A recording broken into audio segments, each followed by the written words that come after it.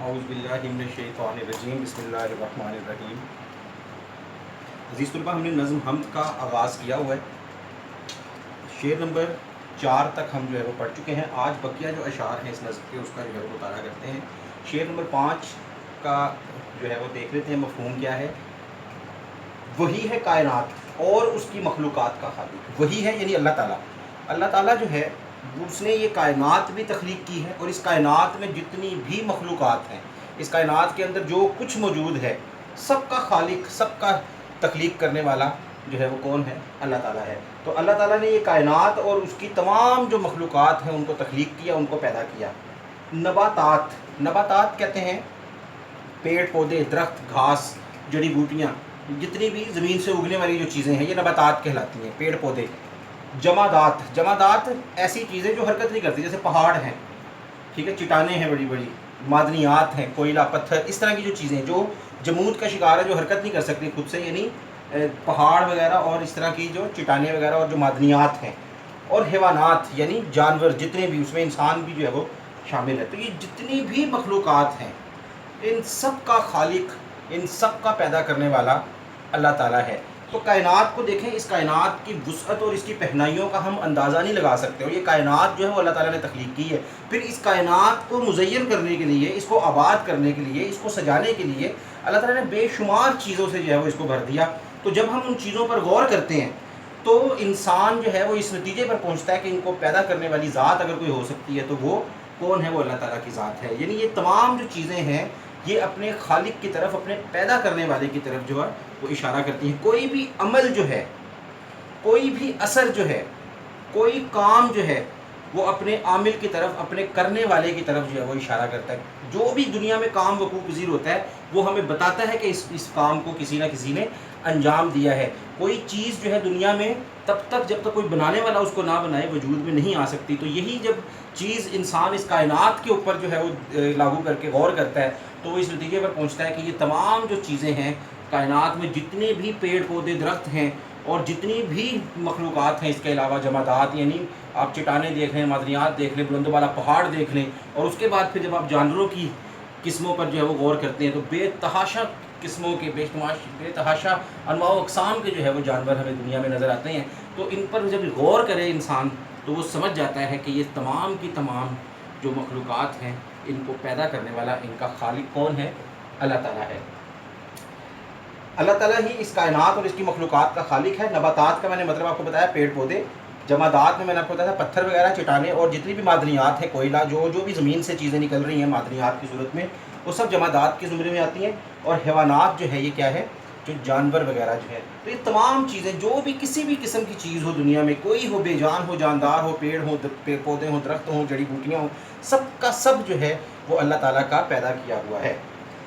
یقیناً تمہارا رب سب کا خالق ہے، پالتا ہے بیج کو۔ کل بھی یہ شعر میں نے ایک حوالے میں لکھوایا تھا، پالتا ہے بیج کو مٹی کی تاریکی میں کون دریاؤں کی موجوں سے اٹھاتا ہے سحاب، کس نے بھر دی موتیوں سے خوشۂ گندم کی جیب، موسموں کو کس نے سکھلائی یہ ہوئے انقلاب۔ موسم تبدیل ہوتے ہیں، ایک دانہ بوتے ہیں اس سے کئی دانے جو ہے وہ تخلیق پاتے ہیں۔ تو اس تمام چیزوں پر جب ہم غور کرتے ہیں، جب ان تمام چیزوں کو ہم سمجھتے ہیں تو ہم اللہ تعالیٰ تک پہنچ جاتے ہیں کہ ان تمام چیزوں کا پیدا کرنے والا اللہ تعالیٰ ہے۔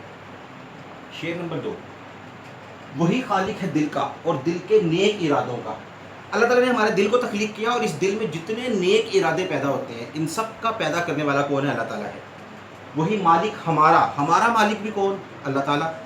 اور ہمارے باپ دادوں کا، اور جو ہمارے باپ دادا جو گزر کے اس دنیا سے چلے گئے، ان سب کا پیدا کرنے والا، ان سب کا مالک، ان سب کا خالق کون ہے؟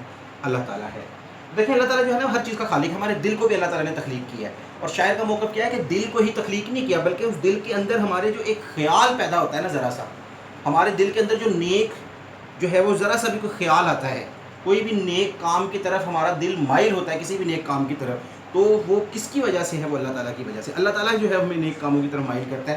ہمارے دل میں جتنے ارادے پیدا ہوتے ہیں اللہ تعالیٰ جو ہے وہ ان ارادوں کا خالق ہے۔ اللہ تعالیٰ قرآن میں فرماتا ہے وَمَا تَشَاءُونَ إِلَّا أَن يَشَاءَ اللَّهُ، کہ تم چاہ بھی نہ سکو اگر اللہ نہ چاہے۔ تو انسان کے دل میں ایک ایک جو خیال، ایک ایک لمحہ جو سوچ پیدا ہوتی ہے، انسان جو بھی نیک کام کرنے کا ارادہ کرتا ہے وہ سب کا سب اللہ تعالیٰ کی مرضی اور منشا ہی سے ممکن ہے. انسان اگر چاہے کہ وہ کچھ کر لے تو وہ قطعاً نہیں کر سکتا. انسان کے پاس نہیں ہے اختیار جب تک اللہ کی مرضی جو ہے وہ شامل حال نہ ہو. تو انسان جب چاہتا ہے تو اللہ کی مرضی ہی سے چاہتا ہے. اگر اللہ کی مرضی نہ ہو تو انسان خواہش بھی نہ کر سکے, چاہ بھی نہ سکے. اور اللہ تعالیٰ نے قرآن میں کیا فرمایا سورہ انفال میں, وَاعْلَمُوا أَنَّ اللَّهَ يَحُولُ بَيْنَ الْمَرْءِ وَقَلْبِهِ, اور جان لو, خوب جان لو, اللہ آدمی اور اس کے دل کے درمیان حائل ہو جاتا ہے. اللہ انسان اور دل کے درمیان آ گیا تو پھر انسان کچھ بھی ارادہ کر لے اس پر عمل نہیں کر سکتا جب تک اللہ کی مرضی جو ہے وہ شامل حال نہ ہو. تو اللہ تعالیٰ جو ہے وہ ہمارے دل کا خالق ہے, اور ہمارے دل میں پیدا ہونے والے نیک ارادوں کا خالق بھی کون ہے؟ اللہ تعالیٰ ہے. اللہ تعالیٰ اگر ہمارے دلوں میں نیک ارادے پیدا نہ کرے تو ہم قطعاً نہیں کر سکتے. لا حول ولا قوت الا باللہ, کہ کوئی نیکی, کوئی برائی, نیکی کرنے کی, برائی سے بچنے کی طاقت نہیں ہے سوائے اللہ کی طرف سے. ٹھیک ہے, وہی مالک ہمارا اور ہمارے باپ دادوں کا. اللہ ہی ہمارا مالک ہے اور ہمارے باپ دادوں کا بھی. ہمیں بھی اللہ تعالیٰ نے تخلیق کیا, اور جو ہم سے پہلے لوگ گزر چکے ان کو بھی اللہ تعالیٰ نے تخلیق کیا. تو سورہ بقرہ میں اللہ تعالیٰ نے ارشاد فرمایا, یا ایھا الناس اعبدوا ربکم الذی خلقکم والذین من قبلکم لعلکم تتقون, کہ اے لوگو عبادت کرو اس رب کی. کس رب کی؟ جس نے تمہیں پیدا کیا. والذین من قبلکم, اور تم سے پہلے لوگوں کو بھی پیدا کیا. لعلکم تتقون, تاکہ تم پرہیزگار بن جاؤ. تو اللہ تعالیٰ ہمارے دلوں کا اور دل میں پیدا ہونے والے نیک خیالات کا خالق ہے. اسی کی وجہ سے پیدا ہوتے ہیں. وہ چاہتا ہے تو ہمارے دل میں نیک خیالات آتے ہیں. وہی مالک ہمارا اور ہمارے باپ دادوں کا, اور اللہ ہی ہمارا بھی مالک ہے اور ہمارے باپ دادوں کا, یعنی جو ہم سے پہلے ہمارے بزرگ گزر گئے, ہمارے بڑے گزر گئے, ان کا بھی اللہ تعالیٰ ہی مالک تھا. اور خوب جان لو, اللہ آدمی اور اس کے دل کے درمیان حائل ہو جاتا ہے.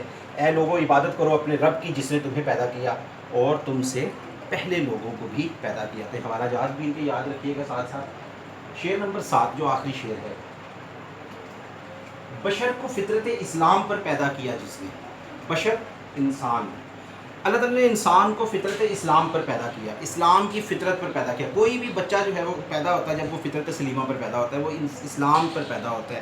یہ بعد میں حدیث کا مفہوم ہے کہ اس کے ماں باپ ہیں جو اس کو مجوسی, عیسائی, یہودی اور نصرانی جو ہے وہ بنا دیتے ہیں. تو انسان جو ہے وہ جب بھی پیدا ہوتا ہے وہ کس پر؟ اسلام کی فطرت پر پیدا ہوتا ہے. تو اللہ تعالیٰ جو ہے وہ انسان کو پیدا کرتا ہے کس پر؟ فطرت اسلام پر, اسلام کے فطرت پر پیدا کیا. اور اسلام کیا ہے؟ ان الدین عند اللہ الاسلام, اللہ کے نزدیک دین جو ہے وہ صرف اسلام ہے.